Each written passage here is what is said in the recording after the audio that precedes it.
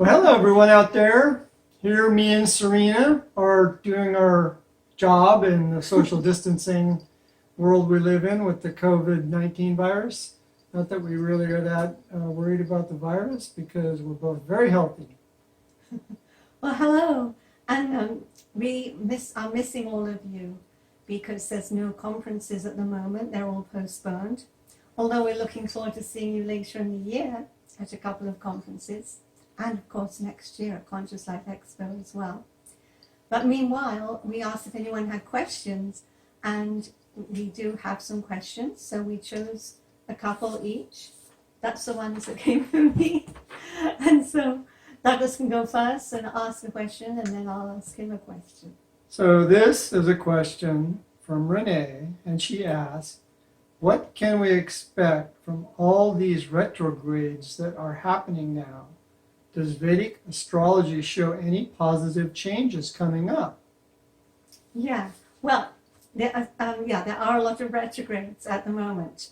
Saturn, Jupiter, Pluto, and Venus, of course, which is actually pretty good because it spends more time in its own sign. And that's in Vedic astrology because it's a little different from tropical, but in Vedic astrology, it's 23 degrees difference, which keeps Venus in its own sign of Taurus right until July, until the end of July. So that is very good for creative endeavors. And while it's going retrograde until the end of June, it's good for going over things. The thing is about retrogrades is things slow down. And so very often we find that we can go over something and improve on it. And even if it's a difficult thing, it gives us more time to work on it, and it helps us in slowing down in order to fix things. Jupiter and Saturn in conjunction, slowing down and going retrograde, has been a bit of a problem because that can really affect the economy, which it has done, and it's even slowed down the prospect of getting the stimulus as well. So you can see how these retrogrades are influencing the world. One thing that is very good, because you were asking if there's any good news, at the end of June, something positive happens. Jupiter actually, because it's retrograding, in Vedic astrology, it will be back in Sagittarius, and that is going to help because it's in its own sign again, and it's no longer with Saturn. So that should help with healing and positive energy and happiness and more joyful spirit. So that is something to look forward to. And that's what I can say for astrology for now. And so I've got a question. Well, thank you very much. That was very good. I have a question for Douglas. This is from Zach, and he's seen your paintings in your exoplanet series. And a lot of people have, and they really like them because we're getting wonderful feedback. And he says, what do you know about these planets and what they look like? How do you know what they look like? And they seem to have a clean and pure environment. And could humans or other beings be living on these planets? Well, thank you very much, Zach, for your question. Talking about the exoplanet series of paintings that I've been doing, that in itself is quite an interesting topic. Because as we know, anybody who's been following astronomy, is that with the newest technology and telescopes, they've discovered that not only are there a lot of other planets in other star systems, but that there is more than likely at least 3 to 8 planets in every single star system in the Milky Way. And there are over 300 billion stars. So that creates a rather large number of potential, what they call Goldilocks planets, which would be planets that could be functional as a space where people such as us, as human beings, could possibly live. So that in itself is a pretty fascinating topic, but to be able to depict the reality of life as it could exist on some of these other more advanced planets. And when I say advanced, I mean the technology, but not just the technology of the beings who live there, but also the spiritual awareness. And of course, that's the most important factor, is the fact that every society has its own rise and fall. And the rise is usually because the spiritual evolution of that planet is on the increase, is on the upscale. And so these individuals on these more advanced planets have been evolving positively, spiritually, in a direction that has led them to a much, much more advanced level of understanding consciousness. Consciousness being the actual nature of the mind and how each one of us as human beings are capable of an infinite growth in our own intelligence. And so as I do paint these planets, and as I come up with the concepts and the ideas that come through, it actually is very stimulating and very expanding in the relationship to my own mind. So if we look at the reality of a civilization that has been evolving both technologically and spiritually for many, many thousands of years, look at our planet, it's only been, 2,000, 2,500, maybe 5,000 years of history that we have. Imagine a planet that's been evolving positively for literally hundreds of thousands or millions of years. And so that's the nature of the planets that I am attempting to depict, as the individuals who are living on those planets, for the most part, have overcome all of the various negative aspects of war, of disease, all of these different elements that are such a large factor in the relationship to the people on our planet and all the problems that we have.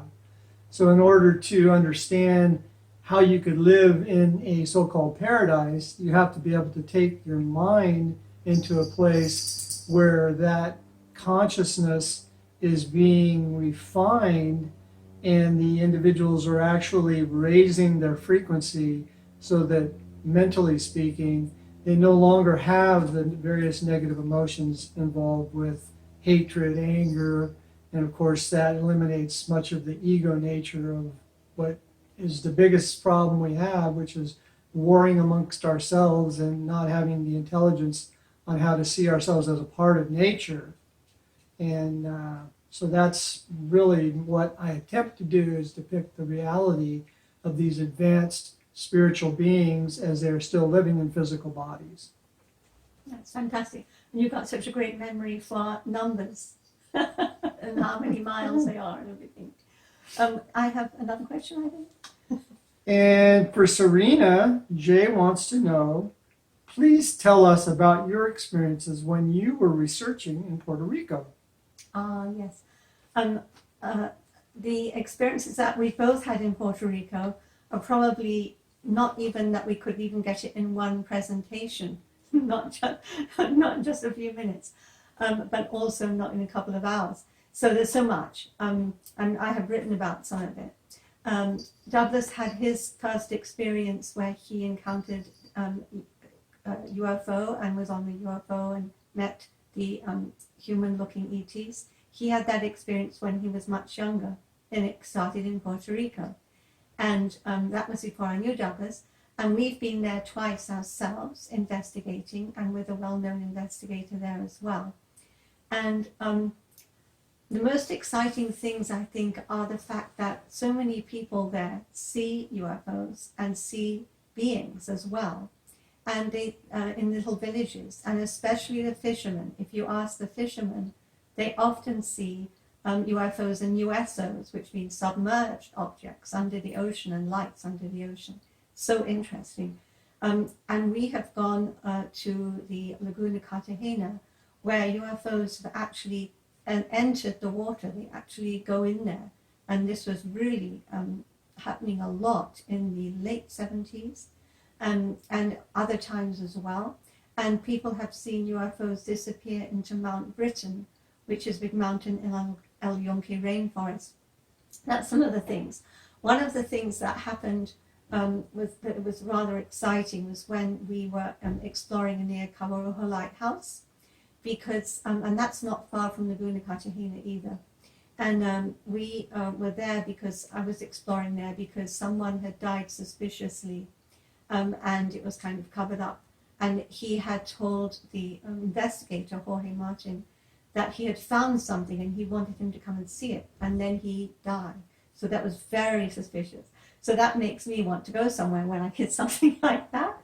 So of course we went, and I saw a particular salt flats and a particular dry forest that I wanted to investigate. And it said do not enter, although it was supposed to be a reserve for butterflies, I think. But at the same time, there was these signs to not cross the salt flats, but of course we did. And we took a lot of pictures in there. It was quite a walk. And on our way out, I began to feel a little uneasy. But I kept taking pictures because I thought I'll look at all these after. And when I looked at them, I thought there's nothing. But in the like one of the very last pictures that I took, just at the time that I was feeling uneasy, there's a little grey alien in it. And I really feel there is. It's very hard to tell because it's behind another cactus and trees. You can see the shape of their head and everything. And I feel, yes, it was watching us because it was inquisitive. And that's all it is. They are there. People see them, as I said. They seem to be underneath in the mountain or underneath the lake. But the thing is, they're inquisitive about humans, just like we're inquisitive about them. But that was just one of the things that happened, apart from also being followed by soldiers in jeeps and all kinds of things. So we'll have to write and talk about that a little more. But and also we have to go back again when we can. It was a fascinating trip. I love investigating. So there's another question for Douglas from Emiko. She wants to ask, when you start a new painting, do you first see a vision or have a dream that is going what it's going to look like? I think, as most artists would say, inspiration, creativity is sort of getting into a flow. And that flow is something that I first experienced in this lifetime, I would have to say, when I was in Puerto Rico. And, well, I guess before that, when I was surfing, I would experience it. It was just a sense of being so in tune with nature and your surroundings that you just had no stress. You just felt wonderful.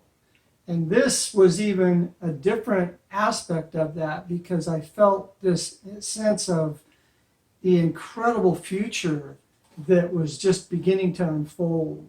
And so when I was in Puerto Rico and I was taken aboard this ship psychically, and I experienced these beings who stood in front of me and basically were radiating this incredible intelligence and this beautiful, loving energy, it really put me into a state of mind that I just never had really touched upon that level of joy in my life before.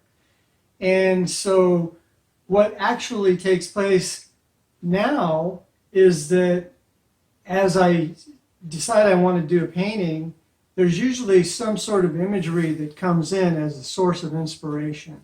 And it just kind of starts out pretty nebulous, not really something that has the finer details. It's kind of like, like a camera lens developing when they used to have the film, not like we have now where everything's digital, but you actually had to develop the film. So you're actually developing the consciousness to put into this imagery that you're creating on the painting. And so the idea behind it is that beautiful feeling as you're expressing yourself creatively is going directly into the paint and being imprinted upon that image. So that image is going to radiate that higher energy, that higher frequency. So that's really where I guess you could say the imagery comes from. It's more of a feeling of just expressing the energy of that positivism that I feel, and then to try to depict something that obviously is futuristic, because I feel like we really live in a backwards society here, and that the future is really unlimited, and yet we have to somehow visualize it. And as Einstein said, imagination is more important than knowledge. So imagination is a very important part of it, but imagination in the sense of realizing that imagination and dream states and consciousness itself is very fluid and has many, many different levels that you can connect to, sort of like a radio transceiver or a radio tuning into a specific station. So as you tune into that station where that beautiful energy is flowing into you, it's also going to be flowing out onto whatever you're involved in doing, including some sort of creative aspect of painting. And so that's the main importance of it, is does it carry that positive frequency that's going to be a positive help and inspire other people to want to be creative and to feel that energy. So that's really more of the factor involved. It's the frequency that it carries that's so important to me. Oh, thank you.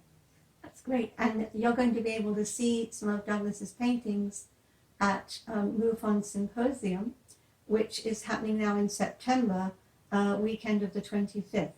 And it's going to be in Las Vegas in the Marriott. And it will be, the website is mufonsymposium.com. And even if Douglas can't come at that time, I'll definitely be there, and there's going to be an art gallery. So we'll hope to see you for that. Then November the 6th weekend, just go to starworksusa.com. It's going to be the Starworks conference. That would be great. It's so good. And Douglas is definitely coming to that one at the Aquarius Resort. So that's the whole Friday, Saturday, Sunday at the beginning of first week in November. So we hope to see you at that.